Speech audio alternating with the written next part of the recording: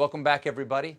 My first guest tonight is a former mayor of Newark and current senator from New Jersey. Please welcome Senator Cory Booker. Senator, thanks for being here.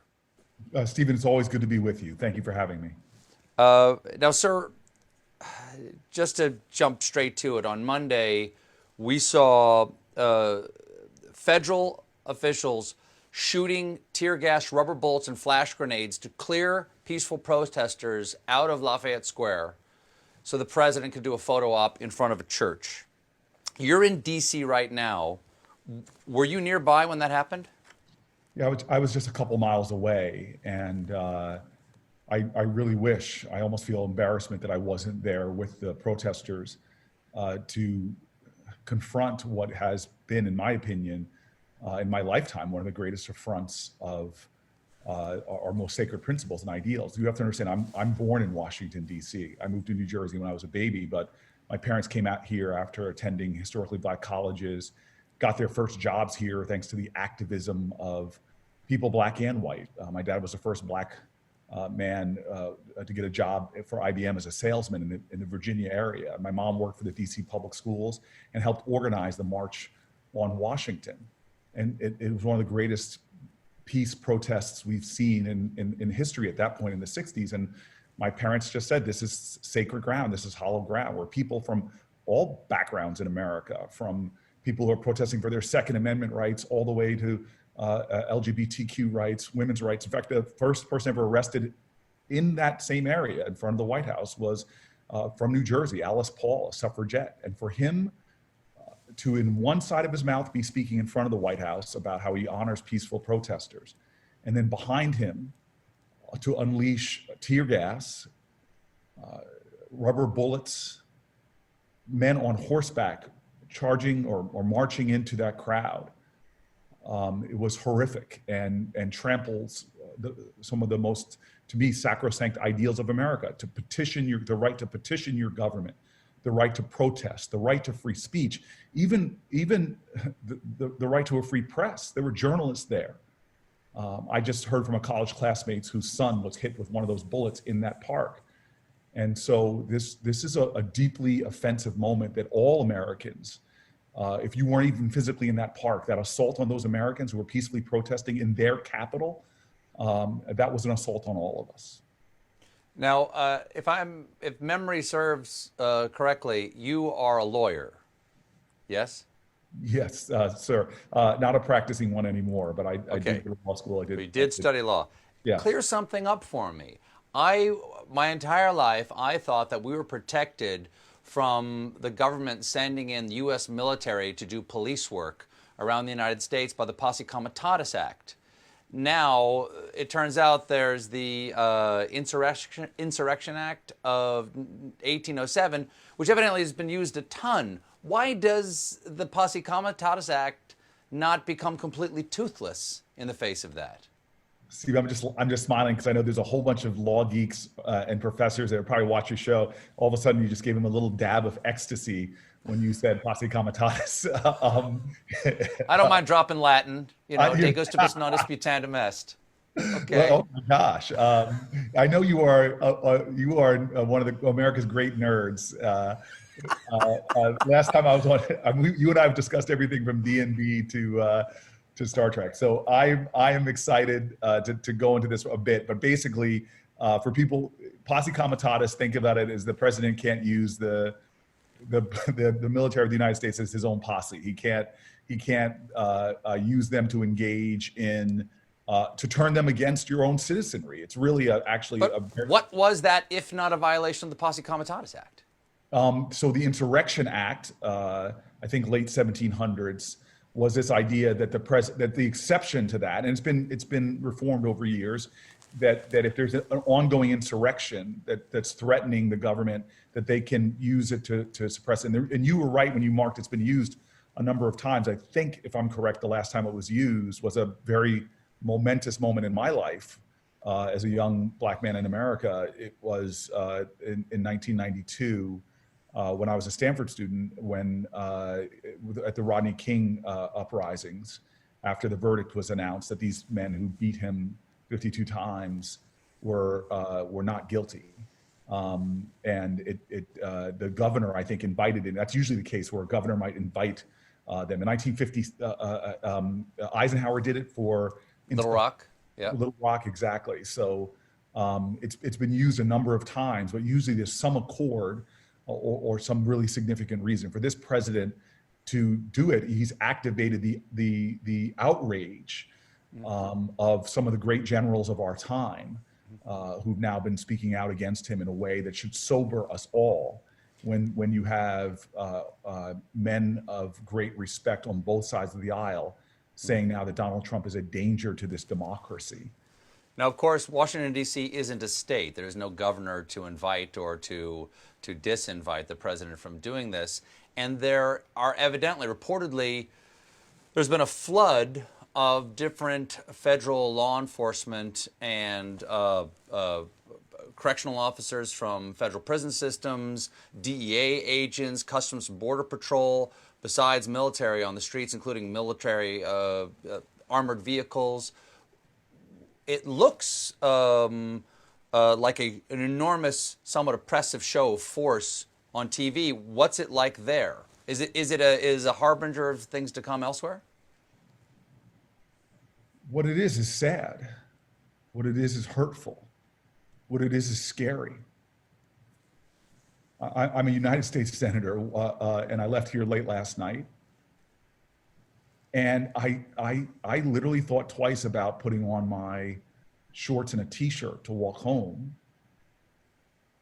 because the painful thing that, and the conversation I've had with many other Black men this last week, is to know that you have this fear. You've had it all your life. When I was 12, 13 years old, I was already about 6 feet tall. And to have a nation where the elders, the men in my family, felt this need to begin to educate me that I would make people feel scared or uncomfortable. They had this chilling sort of, as a time that I was feeling strong and playing football, to try to help me understand that when I was getting my license, this is not a joke. You need to listen to us, because a misunderstanding or an interaction could mean your death. And then to have experiences in my late teens and early 20s with police officers with weapons drawn on me, with my car surrounded, accused of stealing my car, of being followed in malls for years upon years, to being confronted by security guards. And the feeling of a United States Senator, you know, Tim Scott, Republican from South Carolina, has talked on the floor of the Senate about how many times he was stopped on the way into the Senate in ways that his colleague Lindsey Graham said never happens to me.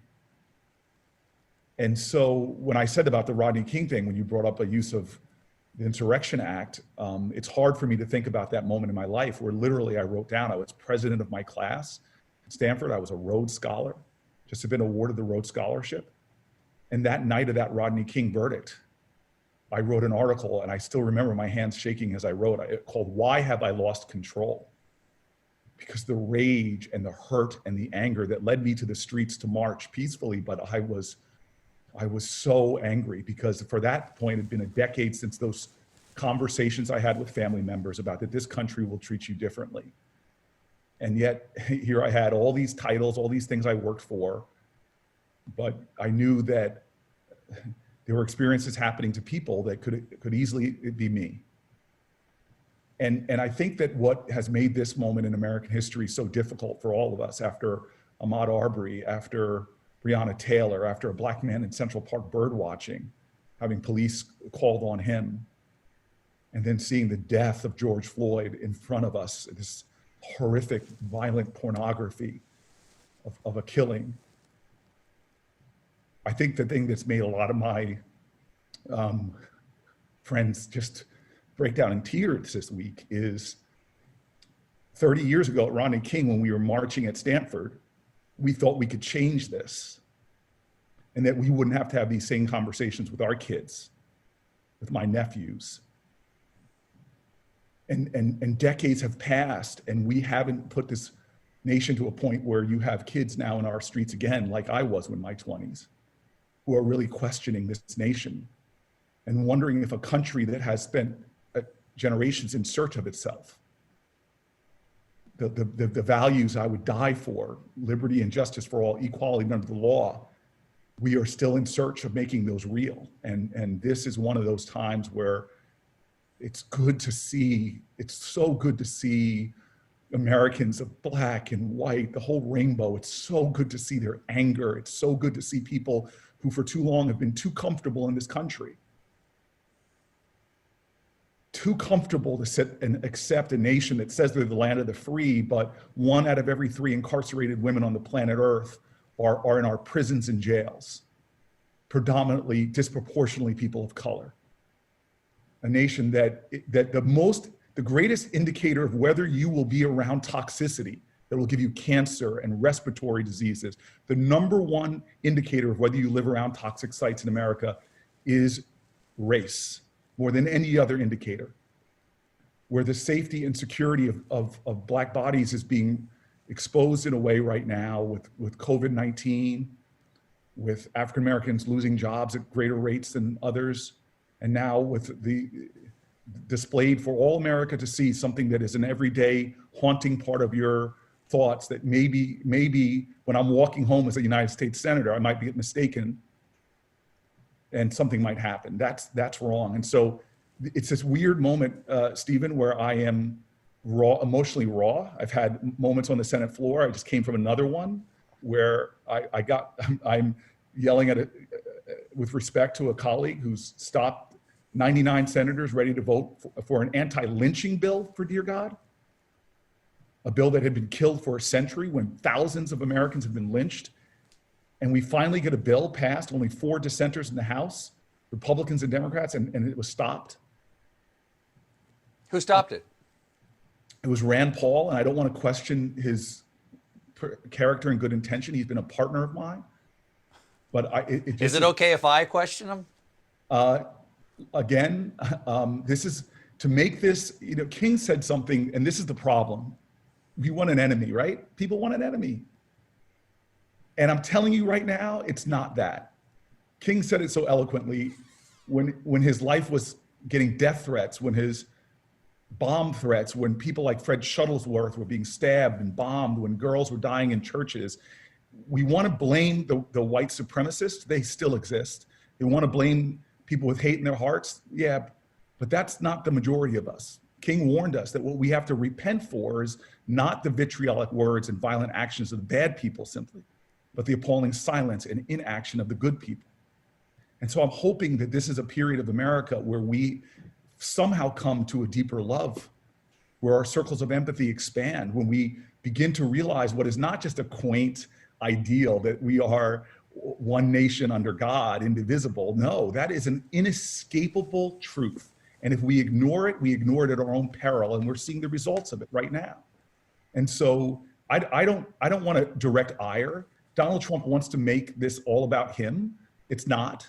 This season of America is not a referendum on him, this is a referendum on us, on who we are and who we're going to be to each other. Will we be a nation of love? And I'm sorry, that sounds like sentiment or sentimentality or saccharine, but God, that word, it's sacrifice, it's service, it's struggle. It's saying what happens to you affects me, that injustice anywhere is a threat to justice everywhere. If we, this great experiment, the most heterogeneous democracy on the planet Earth, if we can show that we can make our ideals more than just our slogans and our songs, but to live deep into the fiber and the fabric of this country so that all of us experience the same opportunity, the same justice, the same brother and sisterhood, then we succeed as a nation. But right now we're struggling, and I'm hoping that out of this struggle and out of this hurt in this country right now grows a new harvest of hope. I really do, but we can make real change in this country. I accept what you say, that this is not about Donald Trump, this is about us, but don't a nation's leaders reflect what the people will allow?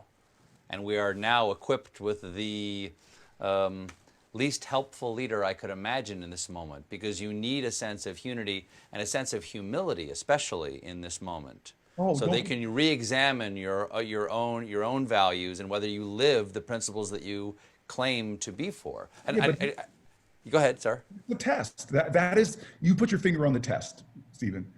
There's not a generation of Americans that has not had someone rise to powerful positions with demagoguery, hate, and divisiveness.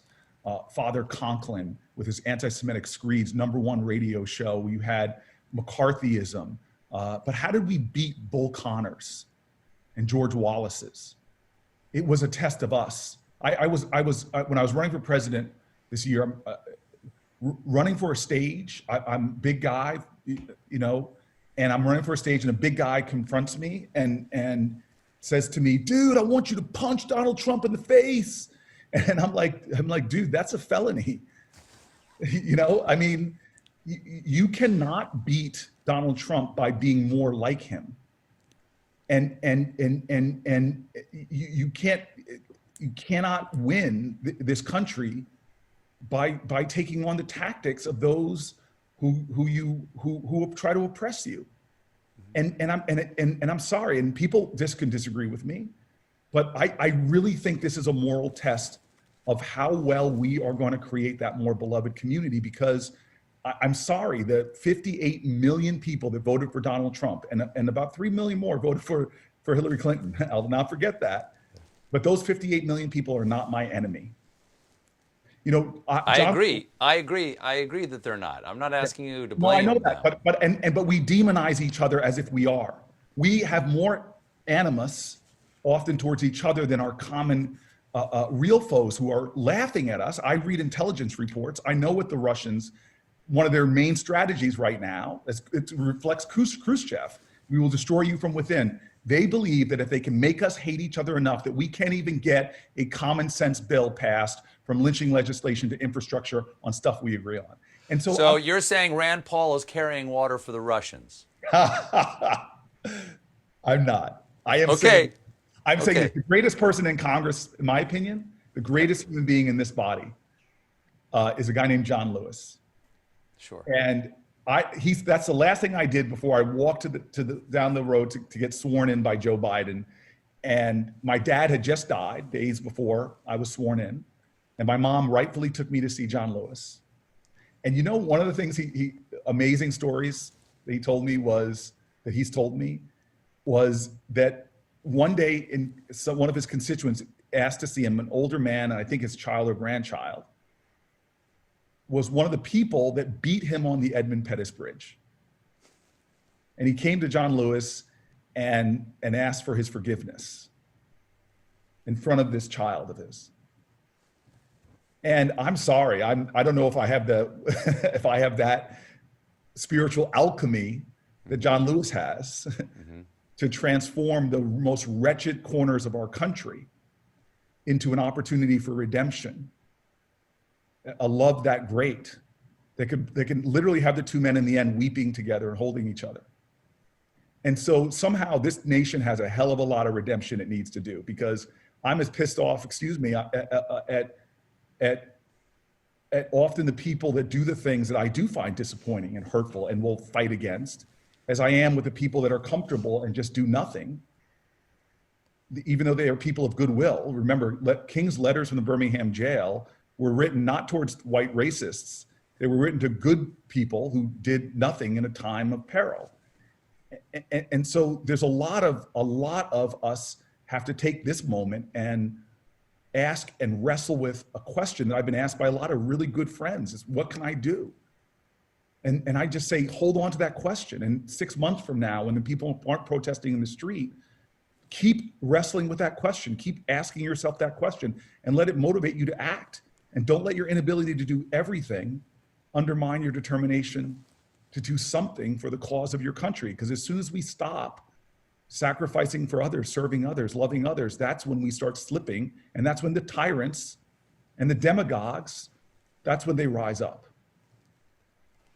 Yeah, all is necessary for evil to succeed is for good men to do nothing. Edmund Burke, yes. There you go. And I'll drop some more Latin on you. Qui tacet consentire. Silence gives consent. Yes. You announced last week that you were drafting legislation for comprehensive police reform, including a resolution to eliminate qualified immunity. What is qualified immunity? I'm doing that legislation with my partner, who I will always mention, Senator Kamala Harris, Okay. and a great group of legislators in the House of Representatives, named from the Congressional Black Caucus, working in coordination. And we hope we can land a plane where you have the Judiciary Committee, people like Nadler and all of us coming together around reforms that, as you were saying, that make sure that the standards to hold police who do really awful things, that hold them immune from civil or criminal penalties.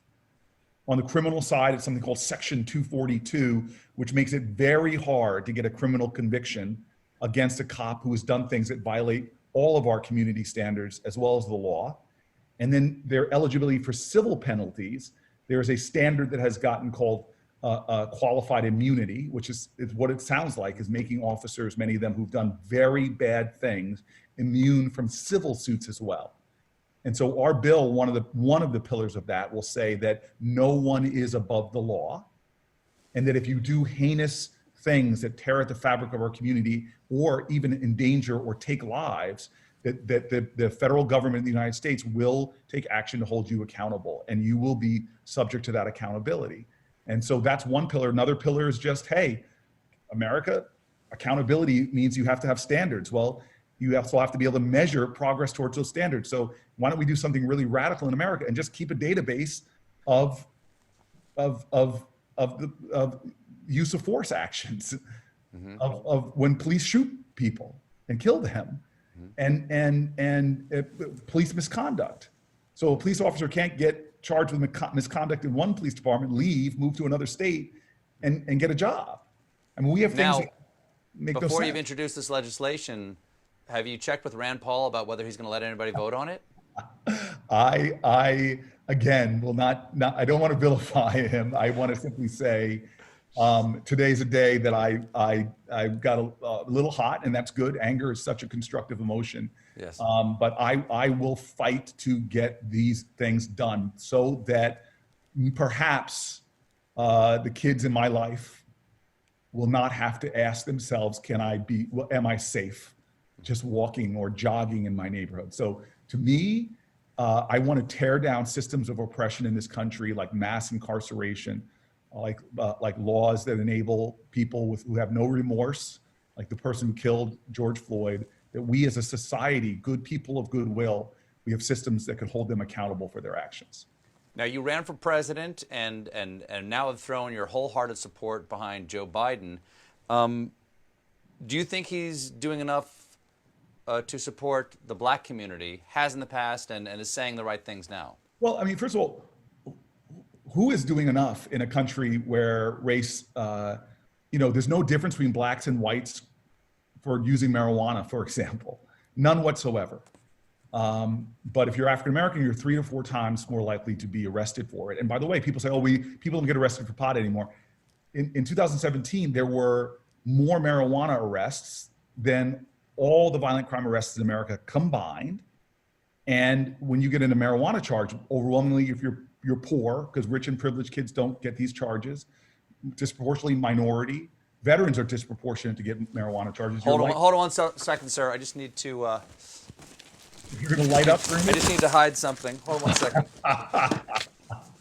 Don't worry, my bill is going to stop the no-knock warrants that they just barge into your house unannounced. I guess my point is to you is that when this injustice exists, that marijuana laws, then you can't get loans from the bank, you can't get, Pell Grants, 40,000 collateral consequences just for being caught and convicted for doing things that 2 of their last 3 presidents admitted to doing. So who's doing enough when this injustice exists? I'm going to say something about Joe Biden, though, that maybe you never heard before, but I've watched him a lot. And obviously we were competitors in a primary, but since then, I've been watching the guy during this. And I have to say, there's something that people may not appreciate. I love it. One of my favorite authors these days, a woman named Brene Brown, loves it too. It's this idea of where does real strength come from, which comes from vulnerability. I love the fact that he's sort of admitting, unlike Trump, nothing's wrong, I'm perfect, only I can solve these, I know more than my generals. You have something like Joe Biden saying, look, I'm a white guy in America, I don't have all the answers. I haven't lived this experience, but I'm going to listen, I'm going to learn, I'm going to grow with you, America, and we're going to take on these problems.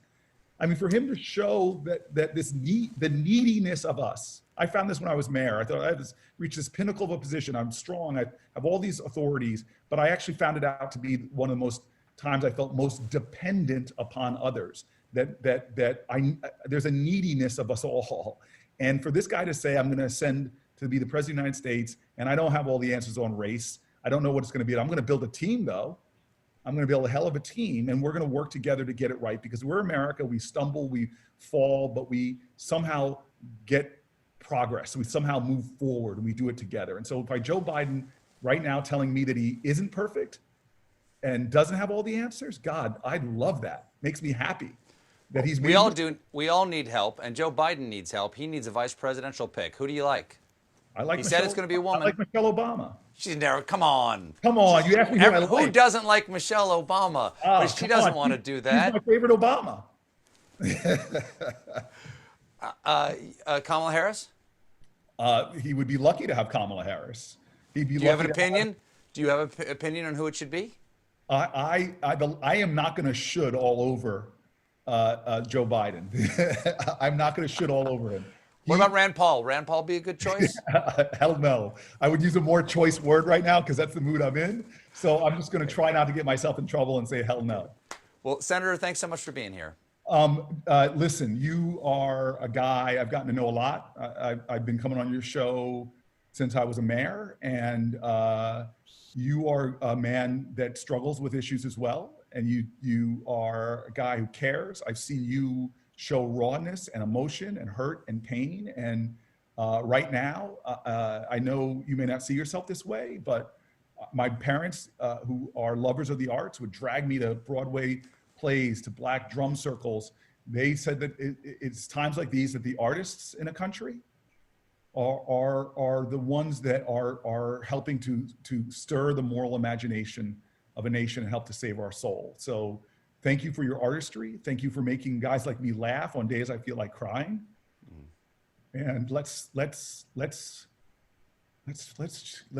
clean the up. Let's do better. Let's all do better. And I hope so. And that's a lovely thing to say. I will tell my writers and my staff who make what you're seeing actually possible. And I've met many of them. They're pretty amazing folks, and you've got a great team around you. And they're better than you are, Stephen. I know that. I know that. They're better than you are. They've been making you look good for many years, for crying out loud. Senator, thank you so much for being here. Love you, man. Thank you very much. Senator Cory Booker, everybody. We'll be right back with CNBC anchor and New York Times financial columnist Andrew Ross Sorkin. Thanks again, sir.